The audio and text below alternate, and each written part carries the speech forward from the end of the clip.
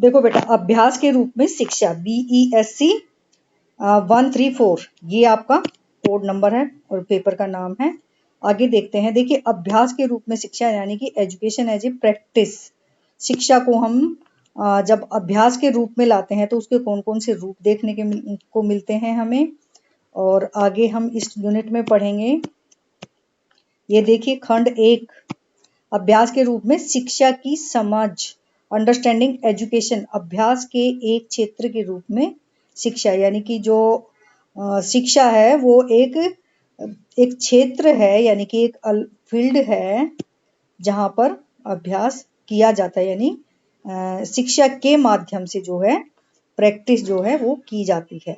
Then शैक्षिक नवाचारों का अभ्यास और प्रसार।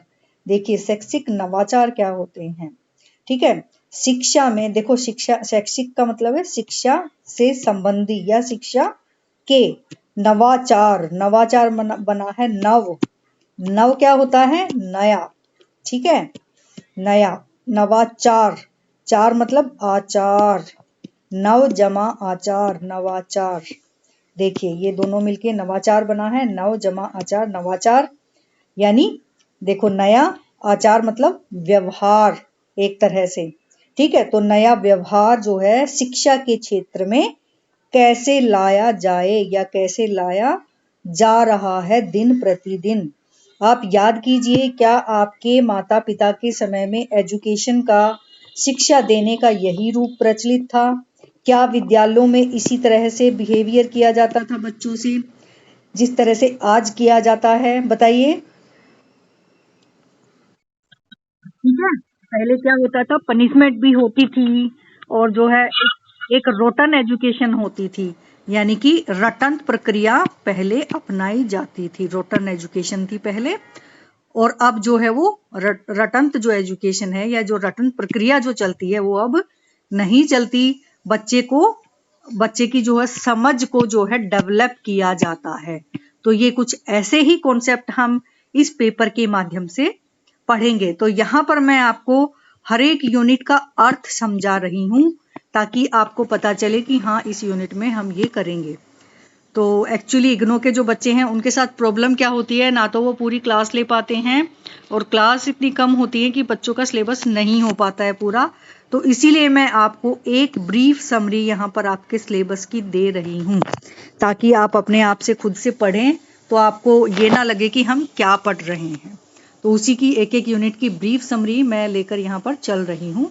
तो हमारी देखिए सेकेंड यूनिट थी शैक्षिक नवाचारों का अभ्यास, ठीक है, और प्रसार, ठीक है। प्रसार यानी कि उनको जो है कैसे उनका प्रचार प्रसार जो है हुआ है और दिन प्रतिदिन हो रहा है। देखिए तो नवाचार जैसे देखो क्या क्या नई नई चीजें आई हैं एजुकेशन में। आपका जो पनिशमेंट सिस्टम था वो अब नहीं है, आपकी जो रटंत प्रक्रिया थी, रोटन एजुकेशन थी, वो अब नहीं है। तो पनिशमेंट की जगह क्या है, बच्चे को समझना और बच्चे का भी खुद रिगार्ड करना, बच्चे की भावनाओं को समझना, ठीक है। और यहाँ पर रटंत एजुकेशन की, रोटन एजुकेशन की जगह क्या है, उनकी अंडरस्टैंडिंग डेवलप करना। आपको याद है पहले जो है, पहले जब हमारे टाइम में हम जब पढ़ते थे तो हम जो है 2 का टेबल ऐसे याद करते थे, 2 एकम 2, 2 दूनी 4, 2 तिया 6। लेकिन आज के कॉन्सेप्ट में अगर मैं आज अपने बच्चों को देखती हूँ कि वो कैसे पढ़ते हैं या उनसे जो है टेबल कैसे लिखवाए जाते हैं, देन 2 × 1 = 2, 1 जा 2 ऐसे करवाए जाते हैं। तो इस तरह से ये देखिए, ये दोनों ही एग्जाम्पल मैंने आपको दे दिए। 2 एकम 2, क्या हो गया ये,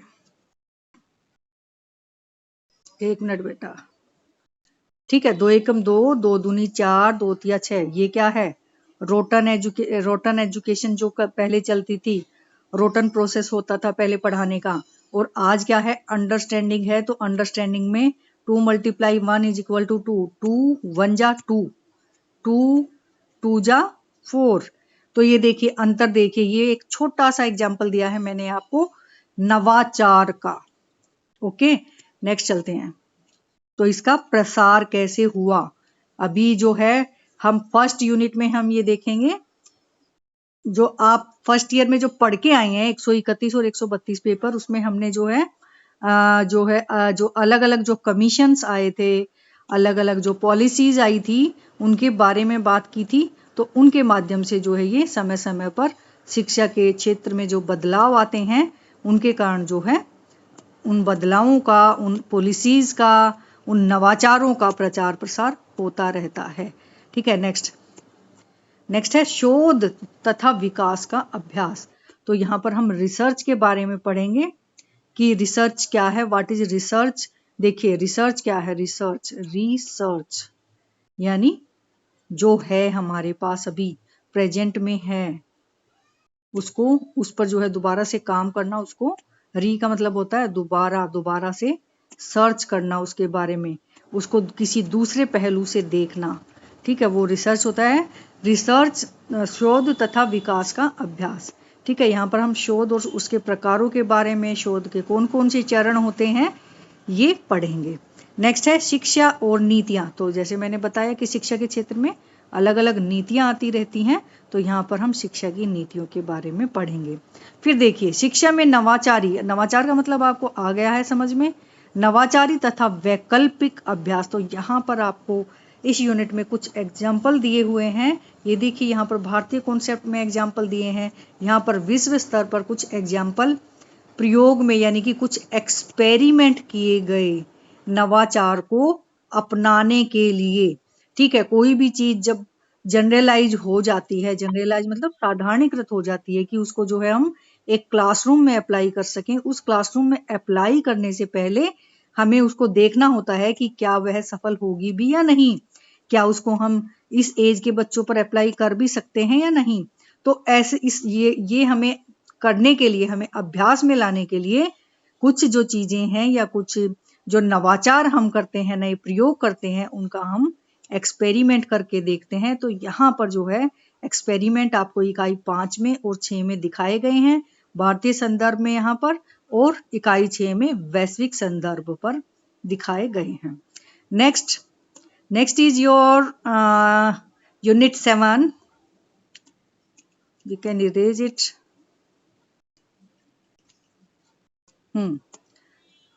नेक्स्ट यूनिट इज यूनिट 7, मुक्त तथा दूरस्थ अधिगम तथा ई अधिगम।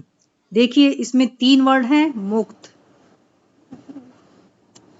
ठीक है, दूरस्थ एंड ई, ये है आपका ई अधिगम। ये हो गया आपका ई अधिगम। देखिए मुक्त अधिगम, सबसे पहले तो हम अधिगम पे जाएंगे। आपको पता ही होगा अधिगम का मीनिंग लर्निंग होता है। लर्निंग मतलब सीखना। अभी हम जैसे लर्निंग कर रहे हैं, अधिगम कर रहे हैं। ठीक है, ये मैंने आपको वर्ड आसान बता दिया है, ये इसके सिनोनिम्स बता दिए हैं, लर्निंग, सीखना। ठीक है, तो मुक्त अधिगम, दूरस्थ अधिगम। देखिए मुक्त अधिगम क्या होता है, मुक्त मतलब ओपन यानी देखिए क्या होता है कि अक्सर क्या होता है कि जो शिक्षा है, शिक्षा के लिए किसी हमें इंस्टीट्यूट की जरूरत पड़ती है या किसी स्कूल की जरूरत पड़ती है।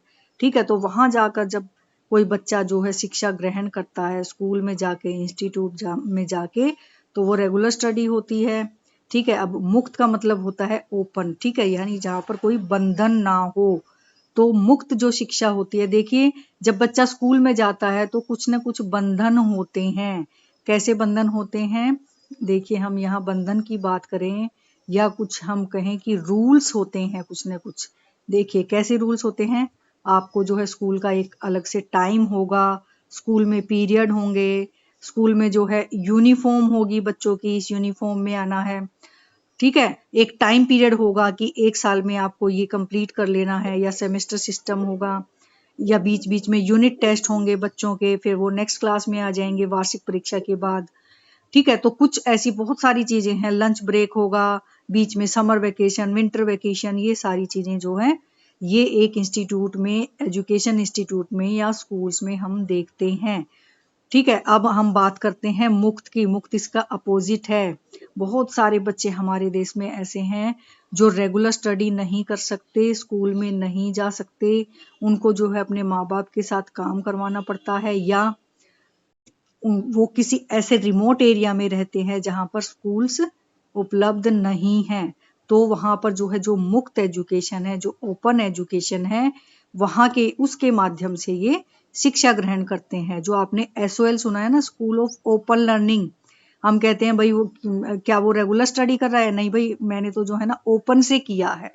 ठीक है, तो ये जो ओपन वाला कॉन्सेप्ट है ना, कि वो तो ओपन से स्टडी कर रहा है, या उसने ओपन से जो है 10th किया है, या उसने ओपन से 12th किया है, या उसने ओपन से ग्रेजुएशन किया है, तो ये जो ओपन वाला जो कॉन्सेप्ट है, ये यहाँ पर हम पढ़ेंगे।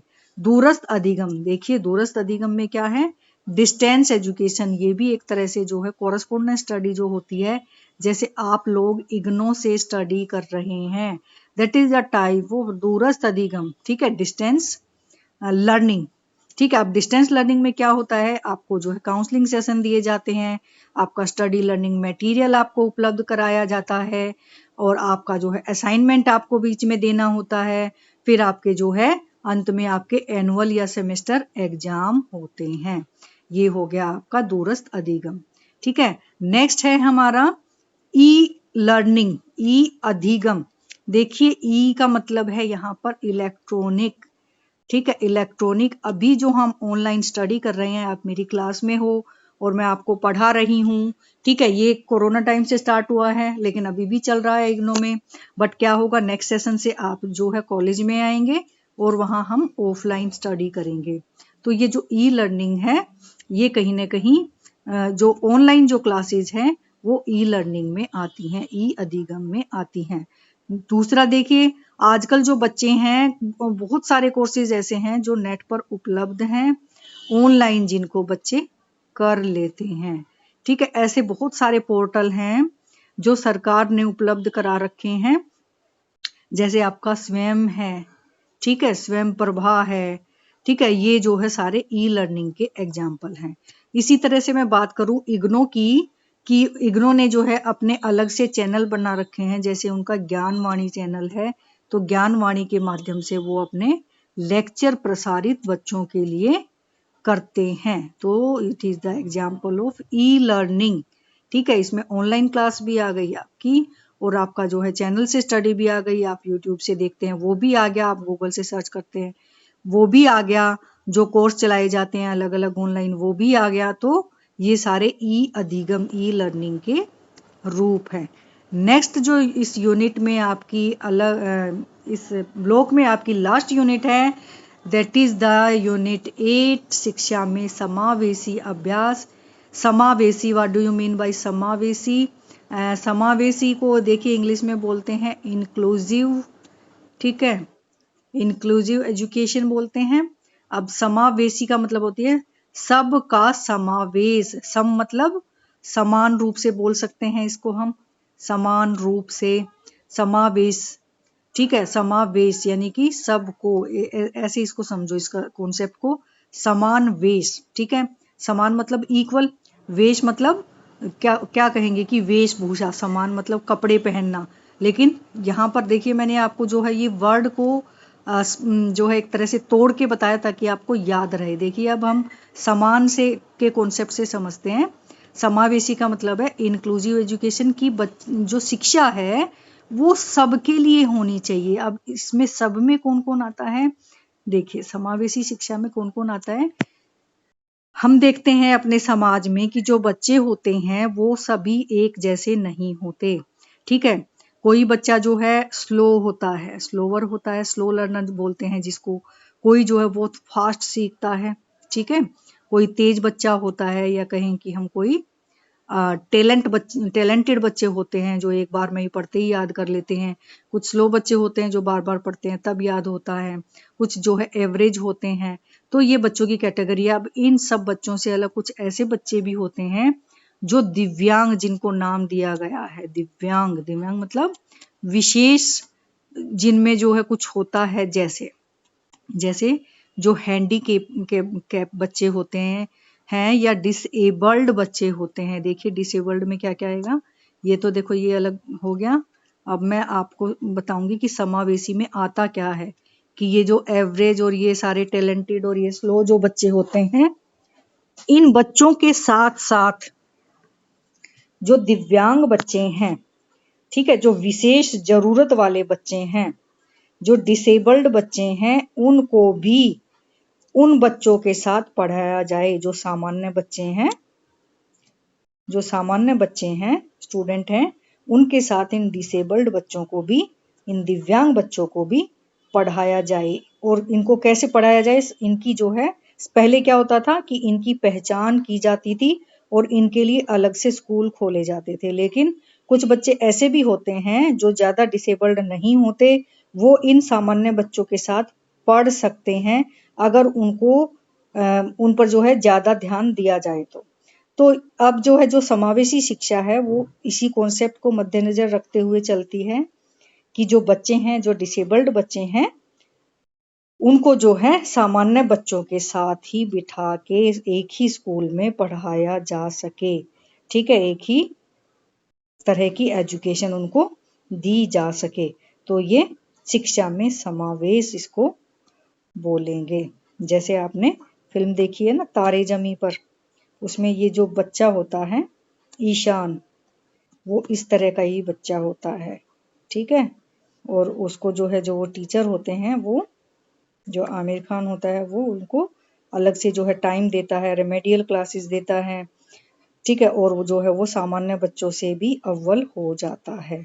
जबकि उसमें दिखाया गया है कि अन्य स्कूलों में उसको जो है इस तरह से ट्रीट नहीं किया जाता। अन्य स्कूल जो है वो बोलते हैं इसको तो आपका जो बच्चा है इसमें कुछ ना कुछ कमी है, इसको आप स्पेशल जो स्कूल होते हैं स्पेशल चाइल्ड के लिए, आप इसको जो है वहां जाके पढ़ाइए।